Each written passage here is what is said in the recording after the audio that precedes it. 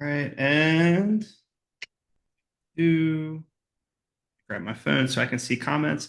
We are officially live. What is up, everybody? Hey, hey, hey. Super excited to get rocking and rolling on this interview today, guys. Pumped. I haven't done a lot of interviews lately. It's been a while, and beyond excited to have Mr. Damien Scott here. Uh, Damien, we've worked together in the past. Um, Damien is a incredible accountant and a incredible mountaineer as well, as you're going to be um, scaling some mountains in in the next week or two, which I'm sure we're going to get into today. Sure. But just so that you guys know as an intro, and then Damien, I'm sure you'll cover a lot of this as well. Damien is an executive advisor for Health Haven Advisors, where you are really working with medical professionals in a variety of ways, helping to streamline the admin services for them.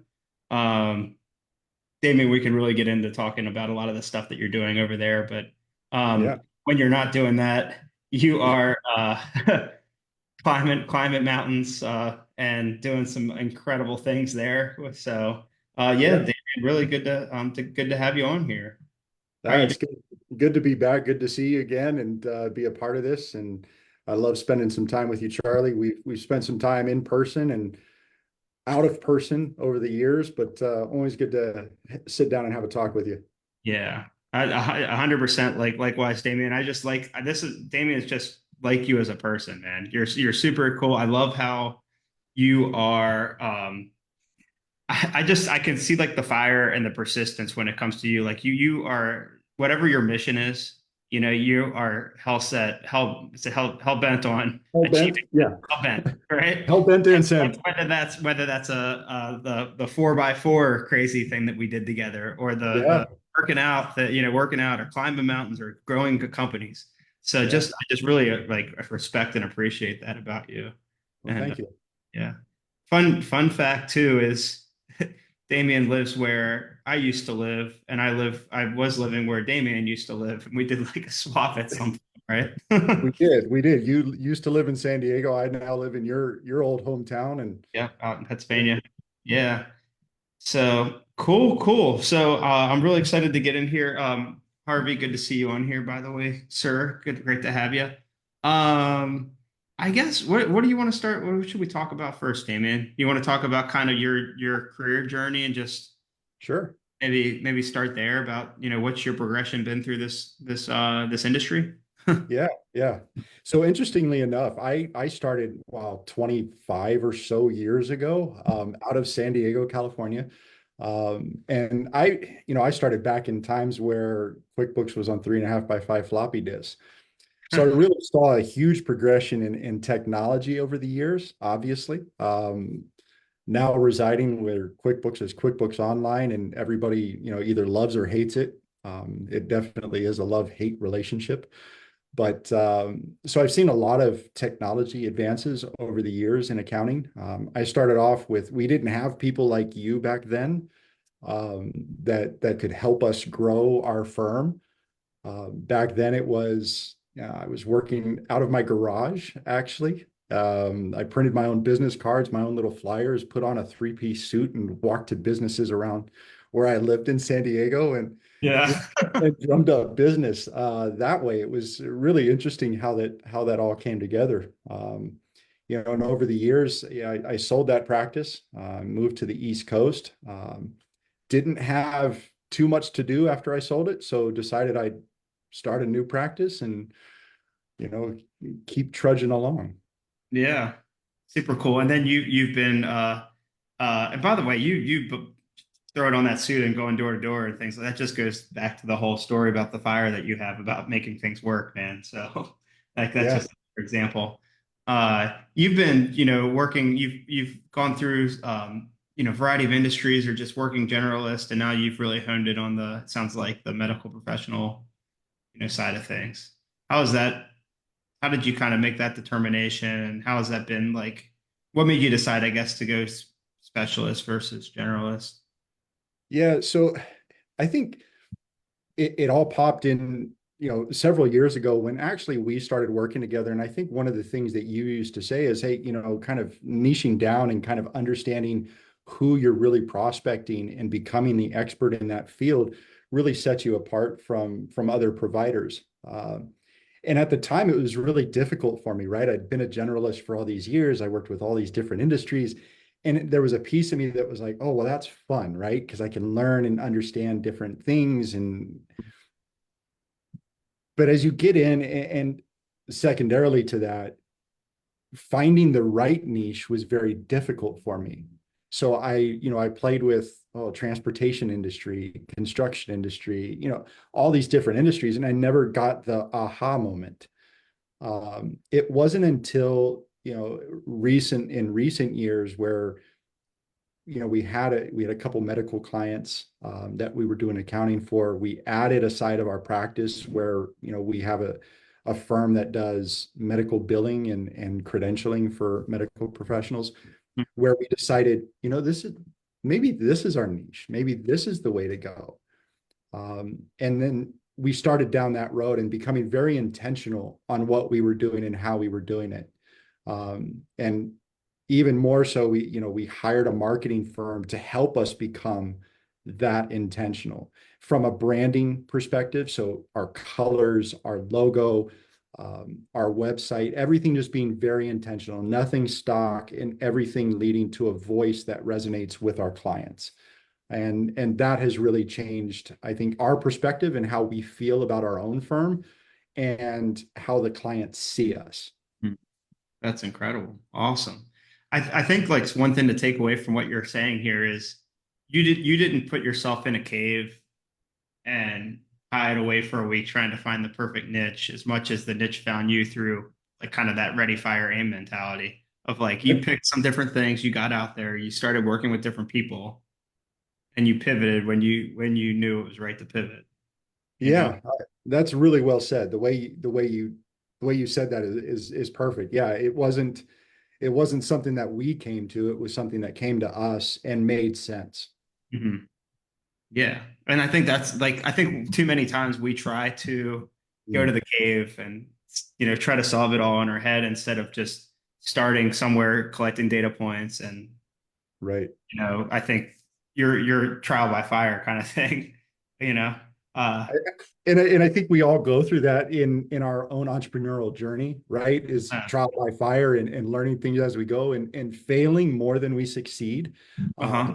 But it's learning that, that failure really isn't a failure. It's a learning tool. It's something that just get back up and try again, right? And that's what we've had to do. Yeah. Side note, by the way, Damien, I Googled this 3.5-inch floppy disk, capacity of 800 kilobytes to 2.8 megabytes. How the heck did they fit QuickBooks on a floppy disk back then? I remember, It's a I guess old enough to remember this too, that sometimes they would come with like 5 or 10 floppy disks or something like that, depending on it. But that's crazy, man. So Now, it started like, on the floppy disk and then it went to those harder disks. I don't remember what those were called, yeah, but uh-huh. those old machines, I don't know. It looked like a video game cartridge that you put in your computer. Yeah, that's crazy, man. That just brought me back to like when I was a kid and seeing all that, seeing those things. We had floppy disks for like, in school for games and stuff like that, and then Yeah. word processors and stuff. That's great, but yeah, wow. Uh, Technology has changed. yeah.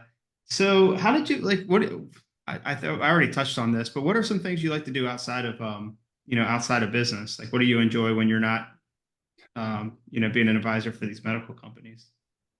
Yeah, so I like to travel around the world and climb mountains. I think, it gives me a chance to disconnect and be away from the grind as you know, and as all your followers know that are in this space.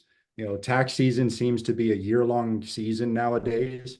And we have to get away and we have to disconnect so that we can come back more refreshed. And I find that when I do something that's really difficult and really hard and I get that sense of accomplishment, even if I don't make it to a summit, there's a piece of me that, I got away, I got disconnected, and I did something that I truly enjoy that was physically straining, but really fulfilling.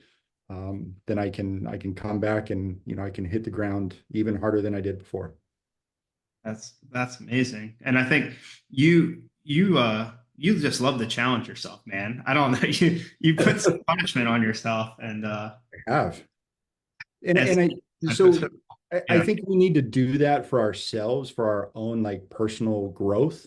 Mhm. Put our own obstacles up, and we do that. We have to do that in business too, I think. So the correlation here is life is going to give you roadblocks, right? And those roadblocks, more often than not, are things that you can kind of get through, whether it's climbing over them, going under them, getting around them, what have you.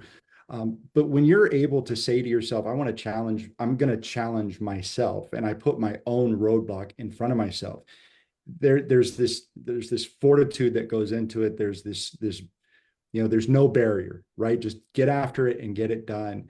And that pushes you to a whole new level. So things like I did a 24-hour run a couple of years ago where, I basically rented a park near me and I ran for 24 hours. Or I did with you the 4x4x48, or, Mhm. climbing these mountains and doing all the work that goes into to those things.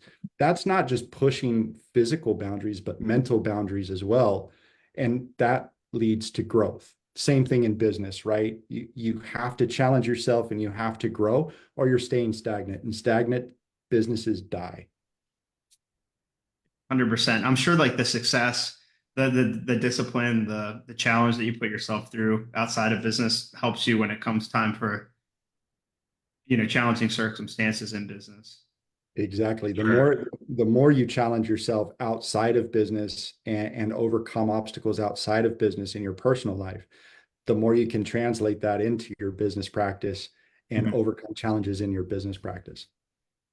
For one thing I know we both do is we both like to go and work out Yep. a lot in the morning, and you push yourself pretty damn hard, more than I'm trying to cut down right now. And that's another thing, Damien, like incredible job from when I saw you a year ago. You said you're down. How many pounds did you cut this year? A little over 50. Oh my gosh, man. Yeah. Yes, that's incredible.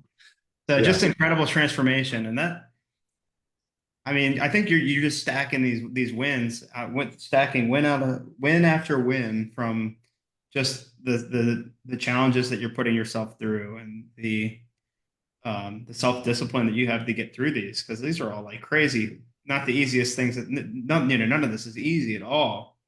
And then Yeah. that's just helping you show up right in the right way as the owner. Yeah, look, and none of it has been easy, even in business. I mean, it's been very difficult. I've gone through a lot of business transformations. Thankfully, and God willing, it continues to happen in a good way. And I think we've been looked after. I mean, my wife and I are partners in this business. I get to enjoy and do everything that I love to do with my wife. Um, and and and that's really a blessing in and of itself. So all the obstacles that you face, all the obstacles that I have faced, as long as you just continue to get back up and get after it, you'll make it through it. Pain is temporary. Pain is temporary. That is Pain is right. temporary. But Yeah. it's not fun. It's not fun to go through it. Sometimes when I see that pain coming, though, I'm like, nah, I'd rather just, do what feels comfortable.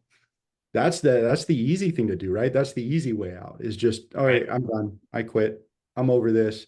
But no growth happens. No growth happens. Like I think one of the things that you mentioned about we wanted to touch on is the road less traveled by accountants. And I think that sounds like we're kind of maybe We're in touching on this, right? Yeah. What like when you look at maybe when you look at the industry now, just to make it more maybe applicable, Yeah. what is it comes up for you with accountants in the industry where you see like maybe people could benefit from taking the road less traveled? So I think that's actually a really great question, because there's so much going on in the industry right now, and there's so many. I go into Facebook and I look at these group questions and group posts, and I sometimes it's saddening. All these quotes or questions of, I'm thinking of charging this amount. How much should I charge for this? And I just want to tell them, charge your value, right? I mean, you're bringing a value to the table. It's not about an hourly rate. It's not about, oh, how much can this person afford? It's not. It's about how much value you're bringing to these clients. And in my case, I've got 25 years of experience. I've got an MBA in accounting. I've put in the work, and my value, I think, is what my rate is, right? And I don't try and deviate from that. Oh, I can charge you less. No, if you're going to value working with me, it's got to be a beneficial business relationship. So what I've seen in the industry is a lot of people not really understanding that aspect and Mhm. devaluing themselves and then devaluing the industry as a whole. Oh, well, I can get a $25 an hour bookkeeper. Or, oh, this person will do it for $200 a month. Yeah. Great. Go get that person to mess up your books for $200 a month and come back to me when I charge you double what I just told you. Right. Yeah. Right. There's a lot of shifts. There's a lot of people out there claiming, they can do this, that, or the other thing. I think we need to be mindful of, who we're working with and why, right? It's not just about who we're working with, but why are we working with that person? Be intentional with what you're doing. Um, so yeah, No, the that's a industry, lot there. Yeah. There's a yeah, lot. the industry's stricken up. Yeah. I mean, I think when, I'm sure there are a lot of people that watch this, maybe they have these conversations during tax season or busy season, and they just get beat. If you hear I can find it cheaper enough times, maybe you start to pick up beliefs from other people and things like that, and Sure. that can kind of beat you down. The value, I want to touch on the value piece for sure, because you're saying, you've learned to understand your value more. And I think the way I'm trying, I kind of think about this as accountants are when they think of their value, they kind of look at the deliverables as like what's as pieces versus the value of the whole. So, like an accountant may think, okay, well, I know how to do bookkeeping. I know how to do taxes. Um, Mhm. just like if just like if somebody was trying to sell parts to a car versus the car itself, right? Mhm. So like maybe the parts of a car, and I think I probably need some time to just really to put this in to make this make sense. But the parts of a car aren't worth as much as everything together as the whole and the value of being able to drive around town, right? And I Right. think that's the hard part for I think accountants to really wrap their head around is the big picture of the value, the big picture value. Like, does that make sense? Are you following that, Damien? Like, It it's more does make sense. like what the sure I can do accounting and taxes, and I think a lot of accountants just kind of think their value ends there, but it's also about what those things how they can step up as advisors ultimately, and you know add more value on top of just those deliverables. How do you think about? I mean, how do you think about your value? Like, how do you determine that? Well, first off, I don't think, I think the name bookkeeper needs to go away, right? Interesting. It's a necessary evil, but I think what people need to know, especially in today's economy and the way businesses are today, and really ever since COVID, and this has been the big shift. Businesses need advisors. They don't need another bookkeeper. They don't need another tax preparer. They need somebody that understands numbers and can convey what they mean and help business owners make decisions based on those numbers. That's an advisor's role. And I think that's what businesses look for, and that's what they need right now are advisors. And that's the value. Bookkeeping it's a necessary part that needs to be done. And yes, there is a value to that, but it's that advisory value that stands apart from people claiming I'm your bookkeeper. I got this. I can do this for you. Sure, you can do. They've been training that anybody can do bookkeeping right now, and that's a whole nother discussion that I'm sure we could get into. But the Yeah, yeah, advisory role is what needs to transpire, and that's the value. right. How has it been for you? Because you've narrowed your focus down into more of the medical professionals. How do you present yourself either in your marketing or in those initial conversations with the medical professionals? Like, how are you presenting this or sharing yourself, like presenting yourself as more of an advisor? Does that make sense?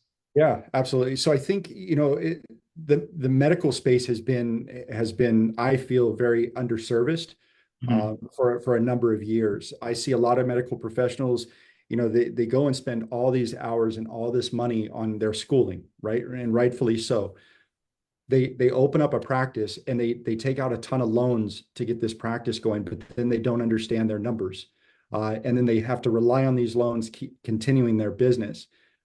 So what we have done is we have made it so that we are everything under one roof, right? So AR for a medical professional, starts with insurance claim filings. So if we're not intimately involved in that, we're missing a piece of this. And this is where, a lot of accountants are missing pieces of this as well. They've got the claims or the medical billing team over here, then they've got their accountant over here, and the accountant and the medical billing team are not talking. So the way that we present ourselves is, hey, look, we put that all together. We understand your numbers from inside and out. We understand what's going on with your business, and we help advise you on how to make better decisions going forward and really understand your numbers so that we can take that to the next level, which is, tax planning and tax preparation, right? So not just looking at the accounting aspect and what that means, but looking at what does it mean from a tax perspective and how to mitigate tax and your tax Mhm. liability. That's awesome, Damien. I feel like the fact that you've niched down and narrowed your focus has it just allows you to be so much more specific to them, and like that's it's good. Like your message is going to resonate so well to medical professionals, is from what I can tell anyway. And you're getting feedback now from talking to having these conversations, right? But when you go in saying, "Hey, I know the first thing that comes up is that AR, that insurance piece, right? Like that's expertise right there. That's authority. And then that's you sharing like, "Hey, I know how to think about your business and getting you out of being so debt focused." And that's another thing that you're an insight you're sharing is you're too over, doctors Correct. are too over leveraged, right? And like that's so just like these things that you're sharing because you have that specific niche expertise, which comes over time and conversations, that allows you to really share that value. And the doctors can be like, oh my gosh, I get this. Where have you been all my life, Damien? Right. Yeah. Yeah. Right. So, Yeah. uh, Yeah.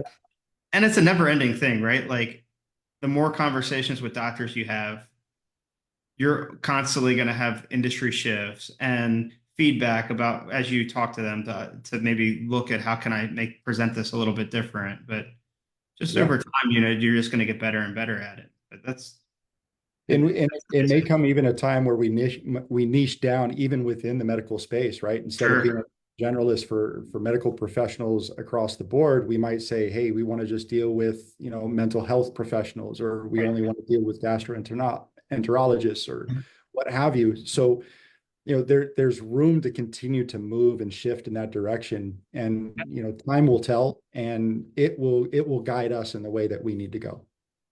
Absolutely. We do. We have a client that's crushing it with mental health professionals. I know that. So just Awesome. that's one to look into. It's awesome. But let's talk about. I think another thing you mentioned is help me guide me on this, Damien, because you mentioned about the fork in the road for accountants. Like Yeah. when you have that fork in the road, tell Yep. me what comes to mind when you bring that up and steer us that way. So I think there is a very well, there's a definite fork in the road for us, right? As we journey in, through our entrepreneurial journey as accountants. And I think that fork in the road happens, for some of us, it just happens at a revenue standpoint. Um, and some of it happens with an industry standpoint, right? When we're looking at niching down. And I really think that those are um, the two situations that create that fork in the road, that we Mhm. have to choose which way we're going to go. It's a revenue situation, and we either go one way or we go another, and it's making a decision that makes the most sense for your business and your clients going forward. For us, we came to both of those, right? So our fork was literally um, the niche and the revenue. And Mm. it was, once we hit kind of this 250 a year in revenue, it was, okay, do we want to continue just being a generalist and having our plate just being all over the place, right? Mm. And or do we want to be very um, specific in what we're doing? And then the other fork was, that niche. Hmm. And they're both climbing at the same trajectory for us, which is really great, right? So we found our niche and we found that revenue standpoint that said, okay, we can handle moving in just this direction as long as they continue to both travel at the same velocity, right? Yeah. Uh, and that's what was really strange for us, and really hard to kind of really pinpoint and understand. But Hmm. once we did, we felt so much more confident in what we were providing and what we were going to market with, right? Instead of going to market, oh, we can take care of everything for you. Well, no, we're going to take care of a medical professional in this way. And Right. if you don't fit into that, the best thing we can do for you is to say no, Hmm. right? Right. And that's a powerful, powerful word in any business. The minute you can start saying no, you become so much more powerful. Yeah. But too many of us, I mean, I think we have that scarcity mentality of, like I need to say yes to everyone for to, get the hit my revenue goal, to hit what I want. And I'm guilty of this, right? Like I was I've that guy. said too much, and I'm sure you've said yes to things that looking back on you wish you didn't, or uh, Yes. you know, uh, Yes. it's a learning experience. But um, I'd say there's another fork that comes up for me that I think I talk to accountants a lot about is service line. Mm, Like this time of year, we're getting past the tax deadline. And I think there's sometimes I have those conversations about, do we want to be a high volume 1040 and business tax shop, or do we want to start narrowing down the volume a little bit so it's to simplify the business model? That's just another one that comes up. I think that we had that conversation quite a bit about, do we want to drive like low margin, high volume, or higher margin with less volume kind of thing, yep. you know? I think that's one that comes up for us too. I think, you know, so even though, we all find our forks, there might be another fork in I'm the same sure. boat, right? That just Yeah. continues to happen. But, having the ability to be nimble and be able to, pivot where pivot is needed, is really, really important. And I think that is one that I think we're even looking at for this upcoming year ourselves. So Right. Yeah. Yeah. And you just analyze that over time and looking at where your where your time's going, hiring decisions is another fork in the road. So you could have yeah, that. There's really in business, there's always forks in the road. As when you're, uh, but yeah, yeah. The thing that I see too often probably is when this is why we've had clients that have tried to niche for a long time. And I think when you have a lot of options and a lot of forks, then you stay stuck yes. sometimes. I think that's a challenge. Um, One of the best things that was ever told to me, and it was when I was in the Marine Corps, and I was told that the worst decision that you can make is no decision at all, right? mhm, So I am one that I probably make decisions sometimes a little too quickly. Uh, mhm, it's my wife that kind of pulls me back and says, "Hey, let's think about this a little bit more," which is good.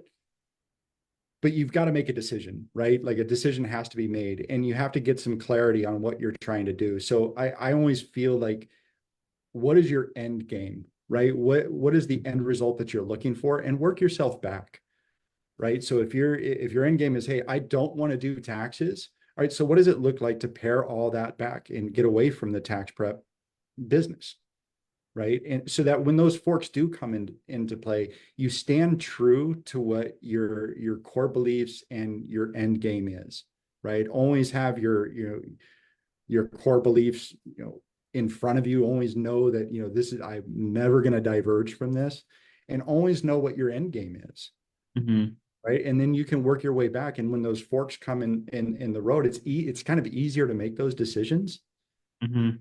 and keep moving forward. Yeah. Just that if you have that North Star, you can ask them, is this likely to move me closer or further away from that what I want ultimately? And Yeah. that's definitely that intentionality that you talk about. I don't see it much in our industry because I think because of how much a lot of the people that I speak with are so in the weeds of the business in the day to day, just getting navigating from client to client with all the clients, the buyers and all that. They don't have time to think strategically they don't prioritize the time. I always put it that way. Does that make sense? And that's where they need somebody like you, to be honest. They need somebody that helps them have that time and that clarity, Hmm. and ask them the hard questions, because there's certain questions that you've asked me in the past that are hard questions, right? But ones that, once you answer them, and not necessarily that I'm answering them to you, right? You're prompting them so that we're answering them to ourselves and Right. giving us our own aha moment. But you really need to do that. You really need to have that time set aside to get clarity on your business. Because if you don't, you're gonna remain in that generalist mood the rest of your life, and all your decisions are going to be based off of that, based off of the next dollar that you can get coming into the office. Right. Well, that's not what you want. That can't be your end game. That game is saturated by tons of people out there, and you're going to be fighting for bottom dollar. Yeah. Yeah. And we could talk about all the Intuit stuff that's going on now and all Oh, the yeah, craziness, but that's yeah, a storm right now with the commercial and all that. But I'm it sure you is. heard, yeah. But yeah, that reminds me of that when you start talking about fighting for the dollars. Yeah. Uh, which, as much as you're open to sharing, like what's your end game? What's my end game? Retirement at 55. So I am basing my decisions off of what I can do that's going to get me to um, Awesome. that end game by, that time frame. So I've been, it's specific. I've got a set time. I know where that is. Yeah. And I know that, there's certain things that I need to do to be able to get there. Yep. So every decision that I make is that getting me closer to my end game? That's incredible. You don't need to share it if you don't want to, but do you know that you have the dollar amount in mind? Like I need to hit this amount to hit to say like I'm good. So no, I'm not really going to share that. I No, think I'm not asking you to. I'm just asking, do you have clarity on that? I do. I Cool. do. For Awesome. That's myself, all. yes. I think for my business as well, I think I know what my business needs to hit annually, because it's not Yes. necessarily just I'm going to retire, but it's more of, can the business just run on its own, and Sure. me be, living in a different country full time while the business just keeps generating and, sending me a check every month. Awesome. So you want to have a business long term that will continue to provide for you, ideally in retirement, where you Yeah. don't need to be in the day-to-day operations. So then when you're picking out the niche and you're picking out the process and the marketing and the sales, like every department of your business, right? You have marketing, sales, delivery, the service lines. Each one of those you can intentionally look at. How can I what system or process or service is going to be the easiest to get off completely hands free off my plate, right? Right. There's certain things from like a marketing point of view, if you're generating all your business by Damien, you going and knocking on doors and you going to events and one-on-one meetings, and it's very like haphazard kind of thing, like you're building connections yourself, it's probably going to be a little difficult to get that off your plate, like you're going to have some discomfort in getting that off your plate maybe versus, having more defined systems. Same with the service lines that you would have in your business. Yeah, well, first off, that's not sustainable, right? And you hit that ceiling a lot faster than you would want to if one person is doing it. Yeah. And that's not an easy process. I mean, as we're going through it ourselves, I mean, I think I've moved, our client portal system 3 times, uh, Hmm. trying to find the one that was right for us and that was scalable and made sense for our clients and provided everything that we wanted. We finally landed on one. Our sales, our CRM, if you will, Hmm. what CRM made the most sense for us, and is it scalable? Is it user friendly? Can we just plug and play with somebody else? Um, So systemization is really, really important, but also finding the right people. I think that the people or human component uh, Hmm. is where I was really lacking. I was always well, I can do that better. I can do that quicker. So why should Uh, I find somebody? That's an easy road to go down, but that is a black hole, my friends. That we've got to be willing to give things up. So you're probably familiar with Loom. I've gotten to the point now where anytime a new client comes on, we do a Loom video of what needs to be done. It gets posted in the client portal where our associates have access to it. If they get hit by a bus or something happens, it's always in there. Hey, just pick up mhm, right from there and you can keep going. So finding those little things and finding the right human component mhm. that can do these things is truly, truly important. That's awesome. Yeah, that that nobody does it better than me mentality. I just hear that. I hear that so often, Yeah. and the fact that you have that end game set, right? That you want to be out of the day to day. Like short term, it may make more dollars for you to just do the thing, or it may get done faster to just do that thing. But that's why so many people in this industry kind of stay stuck, right? Like, and they can't get to where they want to get end game because the big picture move would be to download Loom and maybe use that. There's a great book. I don't know if you're familiar with Dan Martell, Damien, but there's a great book called "Buy Back Your Time" by Dan Martell. Really love that read. So if you guys should check it out. One quote in that book that he says is, "If someone can do it, I'm going to butcher this, but it's like if someone can do it 80% as well, it's 100% awesome." That's a great saying. I had to write that down because I hadn't heard that. It Yeah, just sounds like the right book that I need to read. yeah, yeah. It was a really good read about delegation and getting things off your plate. So I definitely recommend that one for anybody that's in that spot in their business. While we're on the book topics, Sure. Atomic Atomic Habits. I know you've probably read it, and but Hmm. game changing in terms of creating the habits that move the needle in the direction you want them to go. It's not about, doing all these little things. It's about doing them consistently and habitually that move that needle. Because anybody can go work out for 1 or 2 days a week here and there and feel good about themselves while they're in the gym. But it's those people that are consistently and habitually doing the thing that moves the needle is where change and growth happens. Mm. Yeah. What are your atomic habits for business?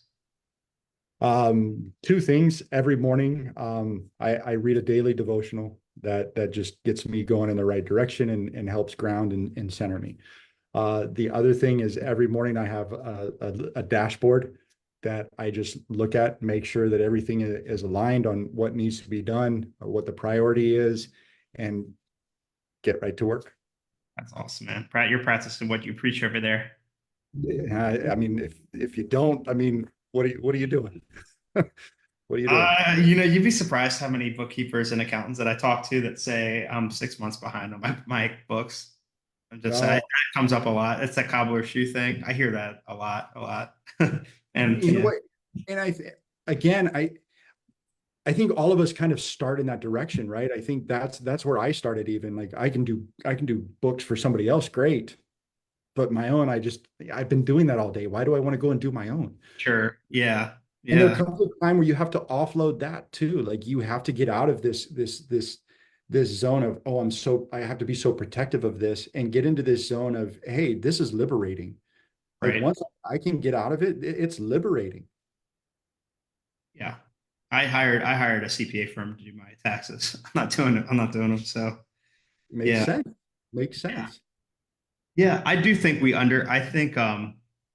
I think that we can accountants can really undervalue their real true hourly rate if they look at the things that they could be doing from a revenue generating activity. Like I know that I've probably spoken with you about this, Damien, but like if we have the ability, you have a VIP package that maybe you can charge 2,000 a month for. I'm just throwing out numbers here, but if you're able to bring in, go and get those type of meetings set up, right? That's those engagements are 24,000 a year. If you're closing at 25%, each one of those meetings is worth $6,000 for you. So, Right. just thinking about, is it really worth it for me to create that graphic design versus hiring somebody to do it for $10, or, to and I think those are the kind of things that, or to outsource my accounting, my bookkeeping, things like that. Well, not Um, only do we need to charge our value, but we need to also in turn value our own time, right. right? And that's making sure that with the time that we're spending on whatever it is that we're doing, again, is just moving that needle in the direction that we want it to go. And if it's not, you need to offload that. You got to get out of that. Right. What do you think are two of the biggest, I don't know if I want to say mistakes or pitfalls or whatever. What do you think are two common things that you see from in the industry, or two common pitfalls in the industry? A couple, just from your experience, or maybe things that you've gone through that what would be valuable for people that maybe see this that Yeah, um yeah. it's a good question. I think, one of the things that comes to mind is overthinking things. Go on. Us as accountants, we're numbers driven, and sometimes we just tend to think things, we want to think things through, make a decision. Even if even if you're not 100%, you got to make a decision. Don't spend a ton of time on something that doesn't make sense to spend time on, and keep things moving. You might have to go back and look at it and, hey, reassess, did I make the right decision, or how could I have done this better? But that's part of growth. So don't spend a ton of time on something that really doesn't need it and that doesn't move that needle. Um, second to that, again, I don't know if I can stress it enough, but you got to charge your value, and you got to value yourself enough to charge your value, Mm, right? Don't devalue yourself or devalue this industry. There's a ton of people already doing that. We don't need anybody else doing that. yeah. So charge your value and value yourself enough to charge your value. Um, Practically, how like, let's talk practicality on that one. You're If you were talking to somebody that was undercharging, what would you tell them, like, practically action steps? How would you tell them to think about making that change?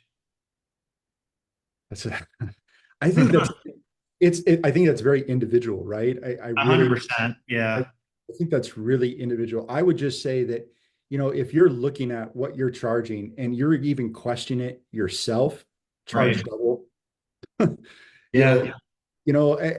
it really is an individual practice, and or somebody like yourself. I think, with your experience and what you've done over the time that you've, been running the Accountant Advantage team, Mhm.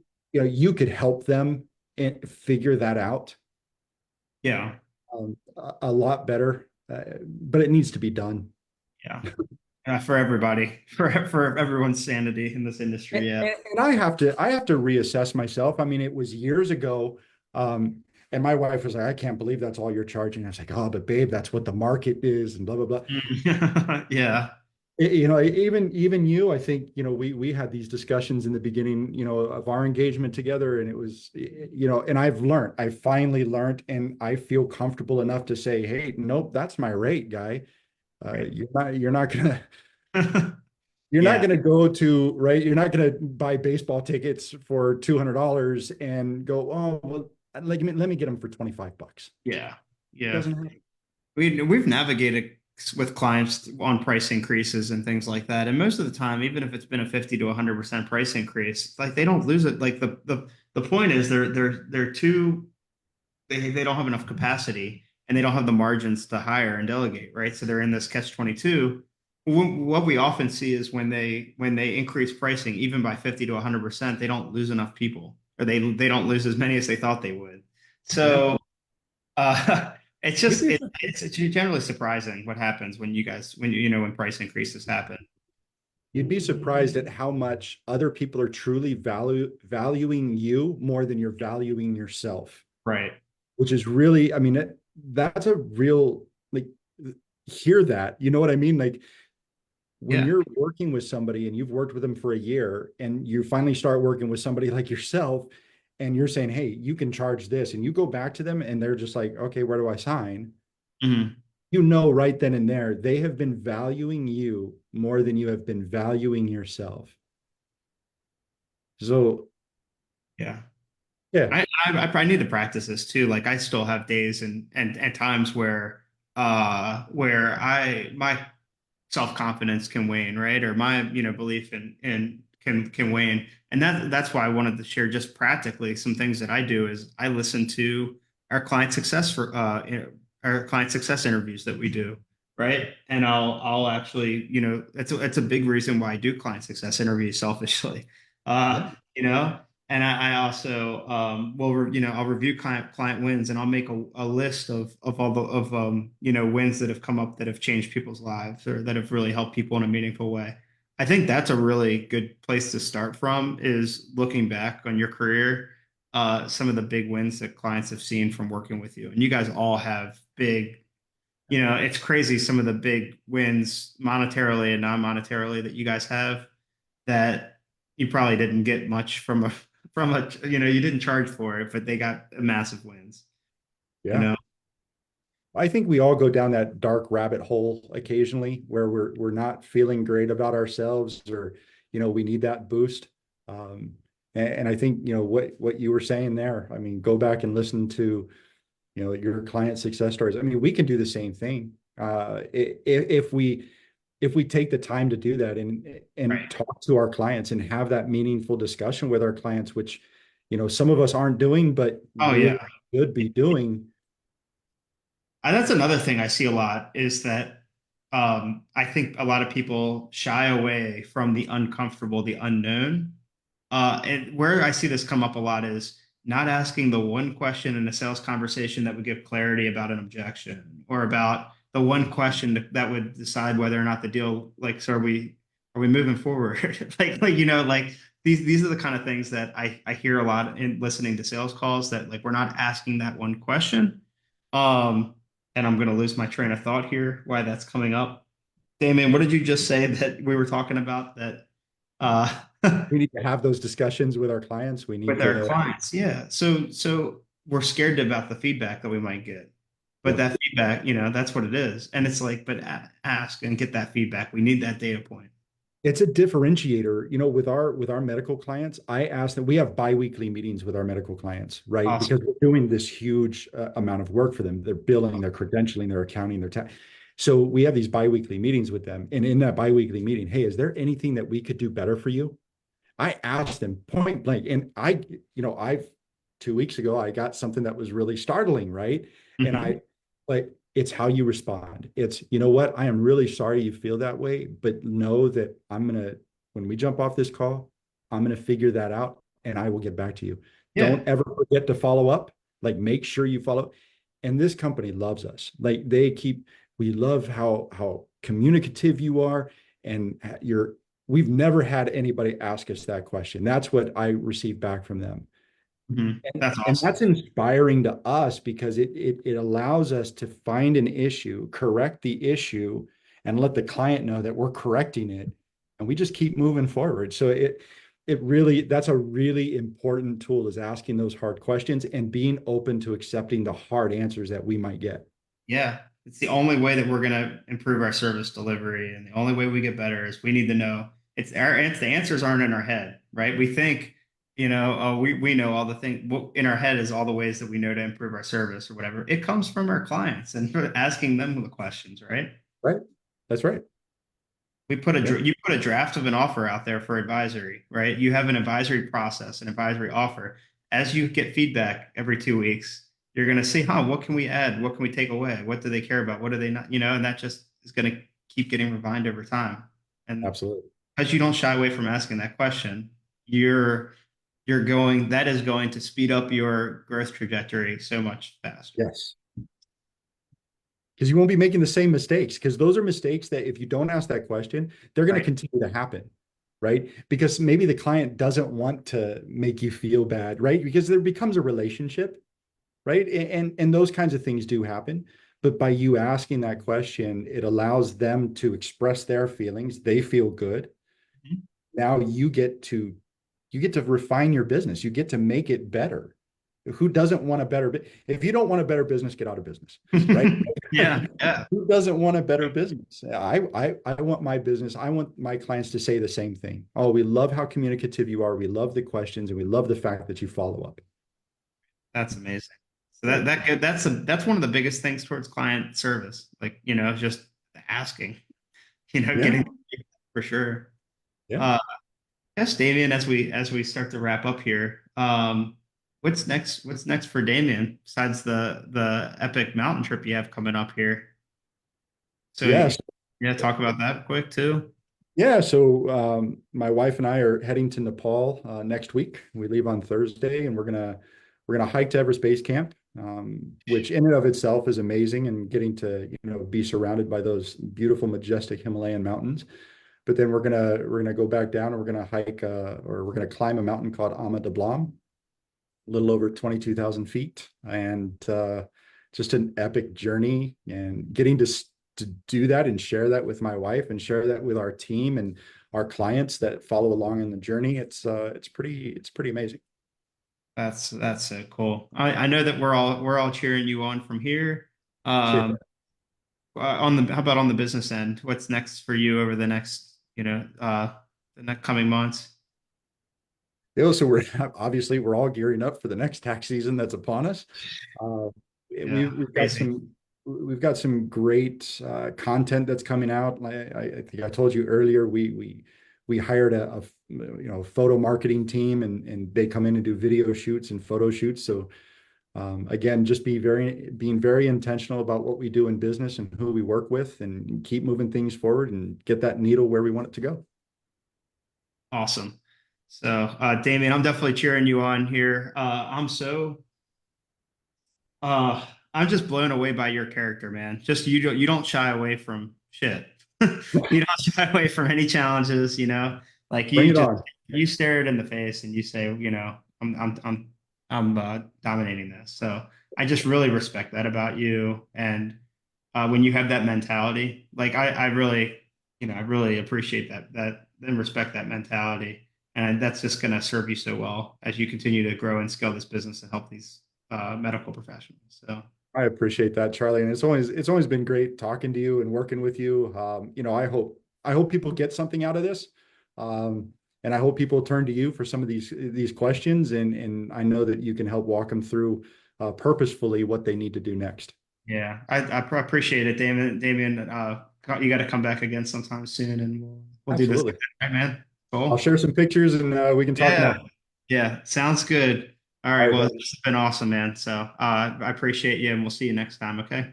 Sounds good. Thanks. See ya.